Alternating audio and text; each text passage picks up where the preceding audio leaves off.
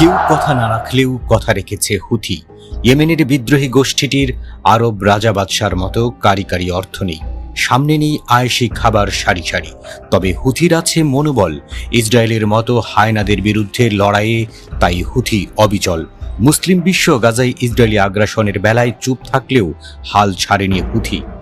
তারা একের পর এক আক্রমণে ইসরায়েলের বুকেও ক্ষতচিহ্ন এঁকে দিচ্ছে। ইসরায়েলের ভয়ে বাকি বিশ্ব কাঁপলেও হুথি কাঁপে না, উল্টো তারা হায়নাদের কাঁপিয়ে দেয়।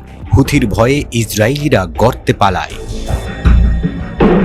এবার ইসরায়েলের হৃদয়স্থলে আঘাত হানল ইয়েমেনের সশস্ত্র বাহিনী।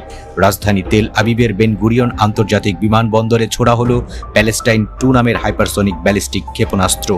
ইয়েমেনের সেনা সদর দপ্তর থেকে প্রকাশিত বিবৃতিতে জানানো হয়েছে, এই হামলা সরাসরি গাজার জনগণের ওপর ইসরায়েলের গণহত্যা ও অনাহার নীতির বিরুদ্ধের প্রতিবাদের অংশ। তাদের দাবি, অভিযান সফলভাবে লক্ষ্যভেদ করেছে। বিমানবন্দরে ফ্লাইট চলাচল সাময়িকভাবে বন্ধ হয়েছে, আর আতঙ্কে আশ্রয় কেন্দ্রে ছুটেছে বহু ইসরায়েলি। বিবৃতিতে আরও বলা হয়েছে, গাজার মাটিতে ঘটে যাওয়া প্রতিটি ঘটনার উপর হুথি নজর রাখছে। ইয়েমেনি বাহিনীর পূর্ণ বিশ্বাস, ফিলিস্তিনি প্রতিরোধ যোদ্ধারা শত্রুর পরিকল্পনা ব্যর্থ করবে, অবরুদ্ধ অঞ্চল দখল ও জনগণকে উৎখাতের চক্রান্ত ভণ্ডুল করবে। হুথির প্রতিশ্রুতি স্পষ্ট, ফিলিস্তিনের পাশে থাকবে শেষ পর্যন্ত সব ধরনের সামর্থ্য দিয়ে। ইসরায়েলের গণহত্যা বন্ধ না হওয়া এবং গাজার অবরোধ না ওঠা পর্যন্ত হামলা চলবে, বরং আরও বাড়বে। অন্যদিকে ইসরায়েলি বাহিনী দাবি করেছে, তারা ইয়েমেন থেকে নিক্ষিপ্ত একটি ব্যালিস্টিক ক্ষেপণাস্ত্রের সফলভাবে প্রতিহত করেছে। যদিও ইয়েমেনের পক্ষ থেকে এই দাবি উড়িয়ে দেওয়া হয়েছে, তারা বলছে লক্ষ্যভেদ সম্পূর্ণ সফল।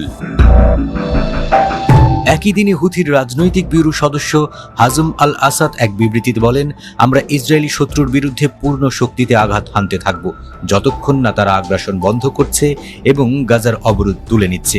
তার ভাষায়, ইয়েমেনি জনগণ ও তাদের প্রতিরোধ আন্দোলন ফিলিস্তিনের মুক্তির লড়াইকে নিজেদের লড়াই হিসেবে দেখে। এই হামলার মাত্র 2 দিন আগেও হুথি হাইফা, নেগেভ মরুভূমি, ইলিয়াত এবং বীরশেভায় 6টি ড্রোন হামলা চালায়। লক্ষ্যবস্তু ছিল গুরুত্বপূর্ণ অবকাঠামো এবং কৌশলগত কেন্দ্র।